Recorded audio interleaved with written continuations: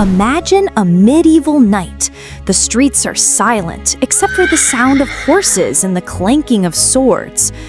Out of the mist, a white-robed army with a red cross on its chest emerges. They are known as the Knights Templar, holy warriors both feared and revered. But beneath their devotion to God lies a dark secret. The Templars are said to hold a legendary treasure, untold amounts of gold, sacred relics believed to possess magical powers, and even forbidden knowledge that could shake the foundations of the church and the kingdom. But on Friday, October 13, 1307, their power collapsed in an instant. Thousands of knights were captured, executed, and their order was erased from history. But one great question remains unanswered. Where did the Templar treasure go? Was it hidden within the stone walls of an ancient cathedral, taken to a foreign land, or is it still buried somewhere we never expected? This is the mystery we will explore together. If we want to uncover the secret of the Knights Templar's treasure, we must start at the beginning. Who were they, really? Were they just a group of ordinary soldiers, or a much larger and more dangerous organization? Let's trace their footsteps. In 1119, nearly 2 decades after the First Crusade, a small group of just 9 knights emerged.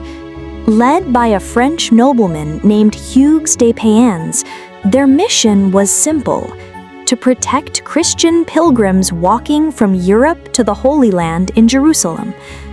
Imagine a journey of thousands of kilometers across a desert filled with robbers, bandits, and enemies. The pilgrims had no weapons, only prayer, and that's where the Templars came in, to act as protectors. Initially, they lived in a small wing of the king's palace in Jerusalem, on the very site believed to be the ruins of Solomon's temple. This is where their name came from: poor fellow soldiers of Christ and of the Temple of Solomon, or more commonly known as the Knights Templar. But let's pause for a moment and ask ourselves, like detectives, why did only 9 men survive and even become legends? A large force, wouldn't it be logical for such a small force to quickly disappear? The answer lies in 2 key factors: church support and powerful symbolism. In 1129, the Templars received official approval from the Pope. For medieval Europeans, this was like receiving a direct mandate from God. They were no longer ordinary soldiers, but holy warriors, promised heaven if they died in battle. And their symbol, a white robe with a red cross, became an icon of courage, sacrifice, and sanctity. This is the first important point we can take away. The power of a symbol can make a small group great. The Templars successfully leveraged the symbolism of their white robes, earning them respect even before they possessed any real military power. Over time, their numbers grew by the thousands. They were not only formidable warriors on the battlefield, but also monks who lived by vows of poverty, chastity, and obedience. Ironically, however, this vow of poverty actually made them even richer. Why? Because the people and nobles believed that giving land, gold, and donations to the Templars was giving directly to God. The Templars eventually owned castles, farms, and even villages throughout Europe. They established a sophisticated financial system. A pilgrim could deposit their money in London and then withdraw it in Jerusalem with just a letter of credit. The Templars could be said to be the early creators of the modern banking system. The second important point: true power is often born not from the sword, but from trust. The Templars enjoyed the trust of the people, the nobility, and even kings. and from that trust came immense wealth and political influence. However, the more we delve into it, the clearer it becomes that the Templars were more than just a military or religious organization. They were an international network with communications, strategy, and wealth that many kingdoms envied. They went from 9 simple knights to one of the most powerful orders throughout the Middle Ages. At this point, we as detectives must ask ourselves again, was their goal truly to protect pilgrims, or was there another hidden mission? Many theories have emerged. Some historians believe they were digging for something beneath the ruins of Solomon's temple, either ancient relics, secret documents, or forbidden knowledge.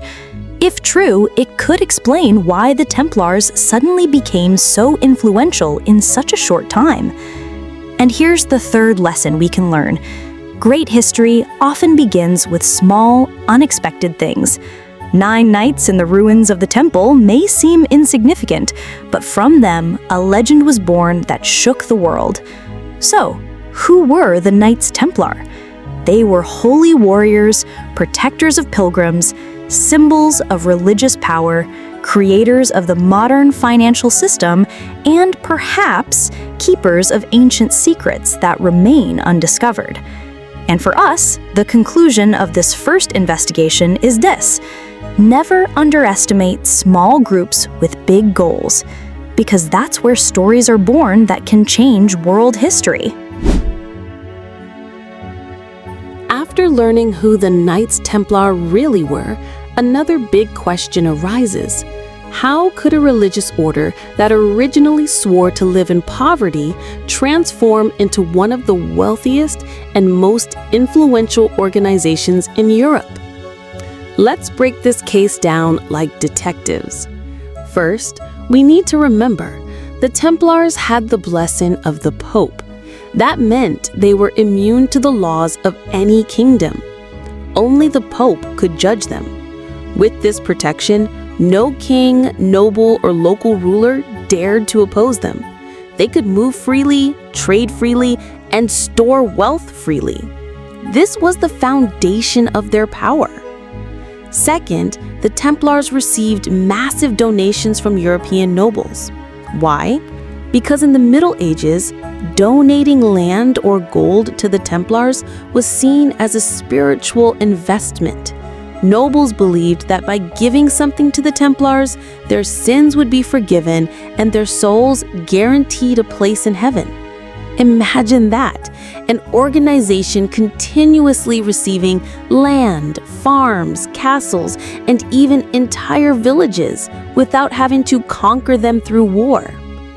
Key point number 1, faith and trust can channel wealth more powerfully than the sword. The Templars didn't need to seize riches by force. People willingly handed them over. But that's not all. The Templars also created a revolutionary financial system. They invented a way to deposit money in one place and withdraw it in another. For example, a pilgrim from London who wanted to travel to Jerusalem didn't need to carry sacks of gold. Instead, he could deposit his money at a Templar commandery in England and receive a letter of credit. Upon arriving in Jerusalem, that letter could be exchanged for the same amount of gold at the Templar headquarters there. In this way, pilgrimages became safe from bandits, while the Templars gained both trust and profit. This was the birth of modern banking. They even lent money to European kings, including King Philip IV of France. Key point number 2. Financial innovation can be sharper than the sword. The Templars proved that new ideas, credit systems, deposits, and loans could transform them into the center of economic power. But the Templars' wealth was not limited to money or gold. They also controlled crucial infrastructure, ports, trade routes, and military fortresses scattered across Europe and the Holy Land. They owned their own fleet of ships, which allowed them to trade across continents. In this way, the Templars were not only a religious order, but also an international network commanding both the economy and logistics. Key point number 3. Whoever controls the roots and the resources controls the world. The Templars' wealth did not come only from donations, but from their mastery of access and influence. However, all of this came with consequences. The Templars, once humble and austere, gradually turned into a symbol of power. They were no longer just protectors of pilgrims. They had become bankers to kings, landowners, and political power brokers. Imagine their position, a religious order richer than most kingdoms, more trusted than local nobles, and safer because they were directly protected by the Pope. It's no wonder so many rulers began to feel threatened. And here lies the greatest irony. Their vow of poverty brought them more wealth than anyone else. Key point number 4. Sometimes genuine simplicity inspires trust, and from trust, great power is born. So why were the Knights Templar so wealthy and influential? Because they had the protection of the Pope, because they received endless donations from nobles and commoners alike, because they created an advanced financial system, because they controlled trade routes and logistics, and because their secret image made people believe that every coin given was a pathway to heaven. The Knights Templar proved one crucial lesson in history. True power is not only forged on the battlefield, but also at the financial table. They were not only warriors, they were bankers, diplomats, and merchants. And this combination made them one of the most feared organizations of their time. The next question is, if they were so rich, what treasures did they truly keep? Was it only gold and land, or something far more dangerous? If there is one thing that keeps the Knights Templar remembered, it is the mystery of their treasure. For centuries, historians, archaeologists, and treasure hunters have all asked the same question: what exactly were they hiding? To answer this, let's examine the evidence and theories one by one. First, the most obvious: vast amounts of gold and silver. The Templars received donations from nobles, controlled lands and villages, and operated a banking system. All of this meant they possessed extraordinary material wealth. Yet, many records claim that when King Philip IV of France raided the Templar headquarters in 1307, almost no gold was found. So, where did the treasure go? Key point number 1. Material wealth can disappear, but the mystery it leaves behind endures forever. This is why the Templars' treasure remains an unsolved puzzle to this day. Second, there is the theory of holy relics. Legend has it that the Templars discovered sacred objects believed to hold immense spiritual power. Among them, the Holy Grail, the cup said to have been used by Jesus at the Last Supper. The Shroud of Turin, believed to be the burial cloth of Jesus. Wooden fragments from the true cross of the crucifixion. Imagine if the Templars truly kept these relics. They would not only hold economic power, but also symbolic power, strong enough to shake the very foundations of the church. Key point number 2. The greatest power often does not lie in gold, but in symbols and belief. If the Templars possessed holy relics, their influence could rival that of kings. Third, there's the possibility that they safeguarded secret documents, ancient scrolls, manuscripts, or knowledge that could shatter the core of Christian faith. Some theories suggest they discovered secrets buried beneath the ruins of Solomon's temple in Jerusalem. Perhaps it was ancient Jewish writings, perhaps early Christian records that contradicted the church's doctrine. If true, then the Templars were not only guardians of gold, but also keepers of dangerous truths. Key point number 3. knowledge can be more dangerous than swords or gold. If the Templars uncovered something that threatened faith itself, that would explain why they had to be silenced. Fourth, there are also legends claiming that the Templars possessed mysterious artifacts with supernatural powers. One example is Baphomet, a mysterious deity often associated with the Templars during their trials. Although it may have been nothing more than slander, some believe the Templars truly worship something other than Christ, perhaps just a secret symbol, or perhaps a relic with mystical power. Key point number 4. Every great organization is surrounded by rumors and slander, and sometimes the truth hides somewhere in between. Now, let's pause and think like detectives. If the Templars really possessed all of this, gold, relics, documents, even mystical artifacts, then it's no wonder King Philip IV and the Pope considered them too dangerous to let live. Imagine it, a military religious order with wealth greater than kingdoms, holy relics capable of swaying millions of believers, and knowledge that could shake the authority of the church. That is the perfect recipe to strike fear into rulers. The next question is, where did it all go when the Templars were destroyed? Some say they smuggled its treasure by ship to Scotland. Others believe it was hidden within Rosslyn Chapel. And there is even the legend of Oak Island in Canada, where a mysterious money pit is said to be the work of the Templars. Key point number 5. The greatest mysteries in history are not only about what exists, but about what vanishes without a trace. So, what treasure did the Knight Templar truly possess? Countless gold and silver? Holy relics that could shake faith? Secret documents holding dangerous knowledge? And perhaps a mystical symbol we still cannot fully understand.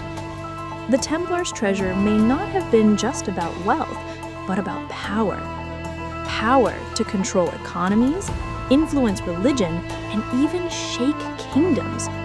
And the deeper we investigate, the clearer it becomes the disappearance of their treasure was not just a mystery, but a secret guarded with utmost care. The next question we must uncover is this: if they were so powerful, how could the Knight Templar fall in an instant? After uncovering who they were, how they became wealthy, and the mysterious treasures they may have guarded, the next great question arises: how could the Knights Templar, an order so holy, powerful, and influential, fall in an instant? Let's unravel this mystery step by step. First, we must look at their greatest enemy, King Philip IV of France. He was nicknamed Philip the Fair, but behind his handsome face, he was known as an ambitious ruler and a deeply indebted one.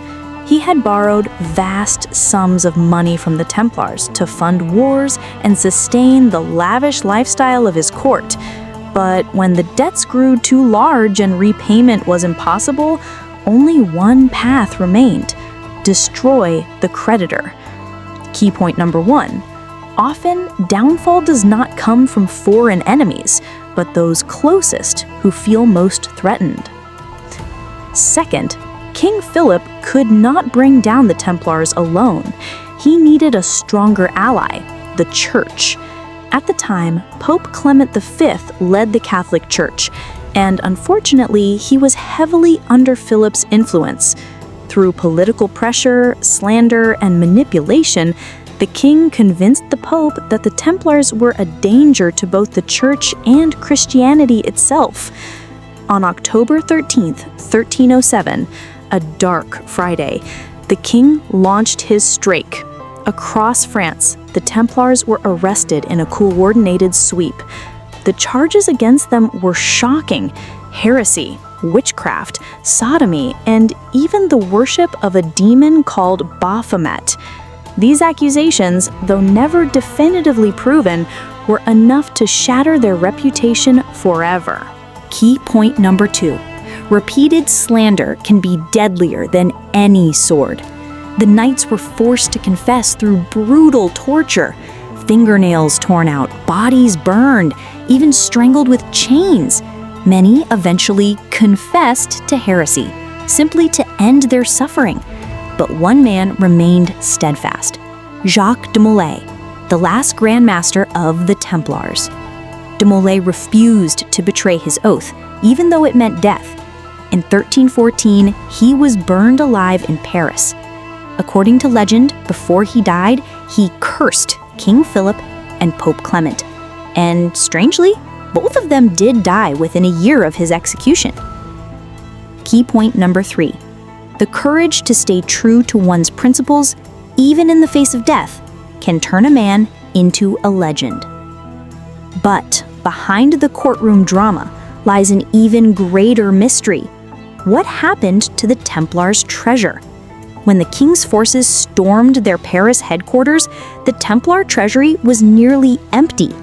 This sparked speculation that they had already moved their wealth long before the raid. Some theories suggest that Templar ships escaped from the port of La Rochelle, carrying gold, documents, and relics to safety. Was it Scotland, Spain, or even the New World? No one knows for certain. Key point number 4. Physical destruction does not always mean the end. Secrets can live on, hidden in the shadows. In a matter of moments, an order that had once stood so mighty vanished from the stage of history. Their name was erased, their properties seized, and the surviving knights forced into hiding. Yet their legend only grew stronger. Tales of lost treasure, secret oaths, and the Grand Master's final curse spread across the world, shaping a myth that still endures today. Key point number 5.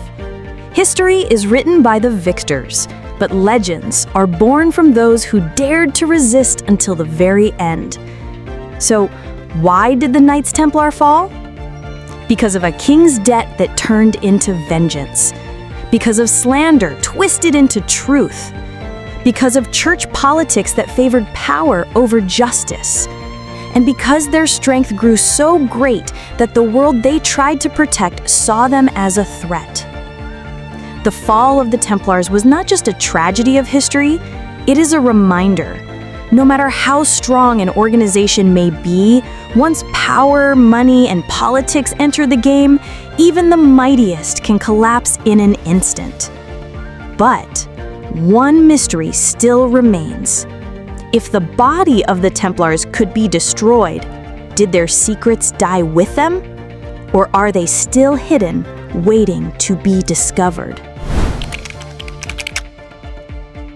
After the Knights Templar were destroyed in 1307, one question has haunted history.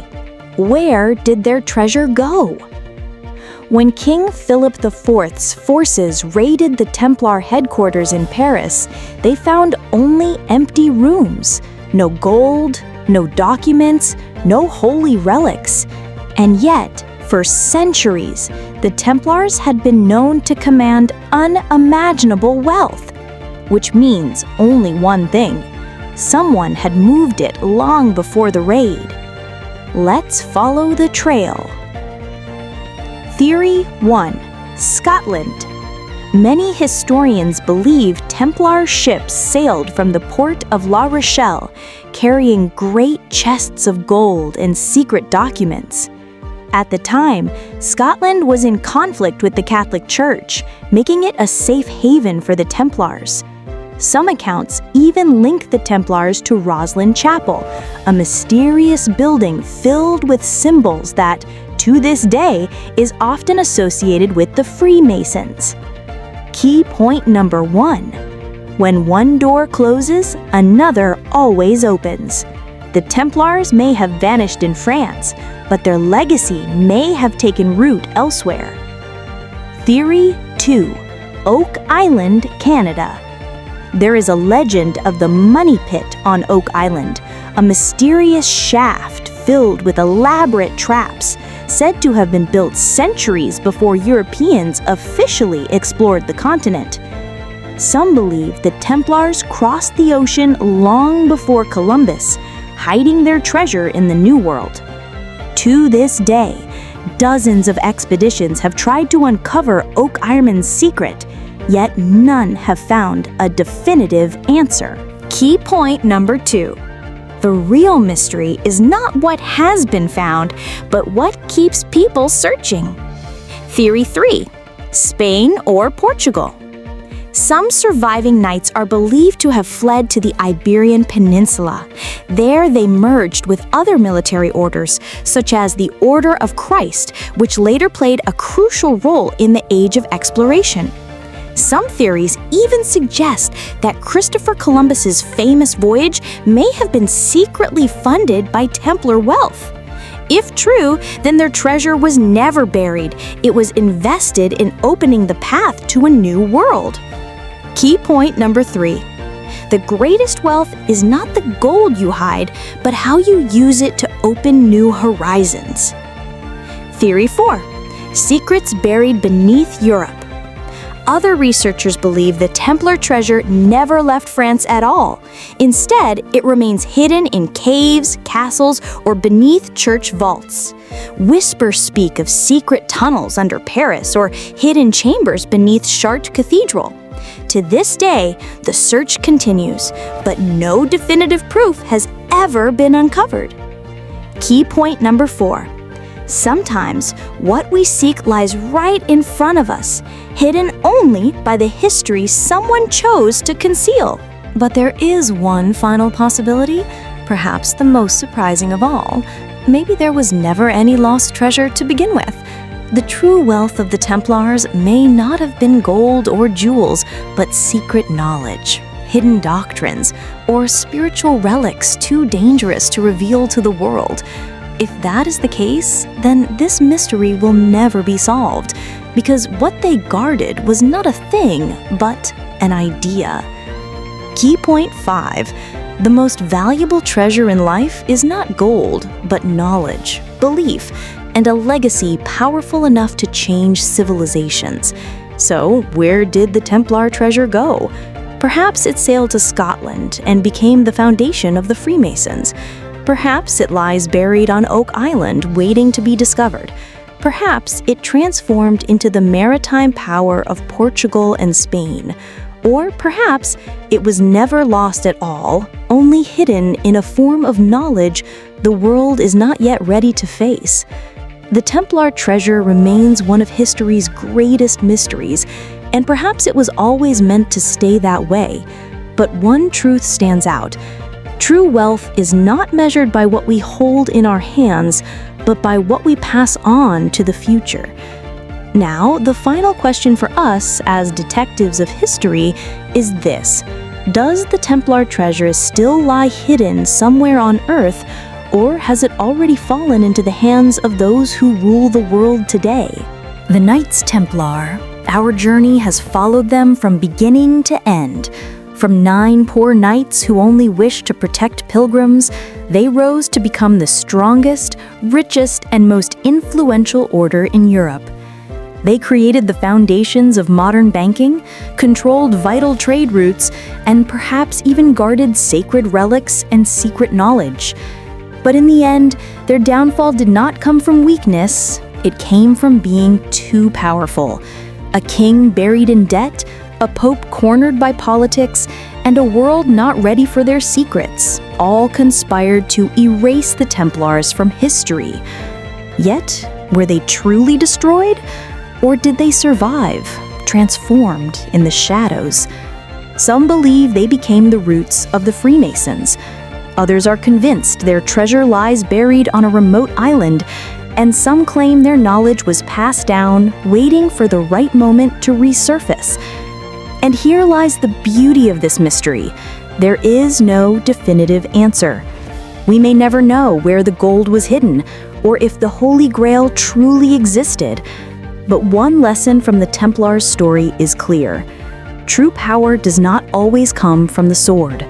True wealth is not always made of gold. And the greatest legacy is not always something we can see with our eyes. Perhaps the treasure of the Templars is not something locked away in chests or buried underground. Perhaps their true treasure is their story itself, a tale of courage, loyalty, greed, betrayal, and hope. As detectives of history, we can only piece together fragments of fact, theory, and legend, and in the end, the choice is ours, to believe that the Templar treasure still lies hidden somewhere, or that their secrets have long since merged into the modern world, quietly guiding the course of civilization from the shadows. The question is, if one day this mystery were finally revealed, would we be ready to face a truth powerful enough to change history forever?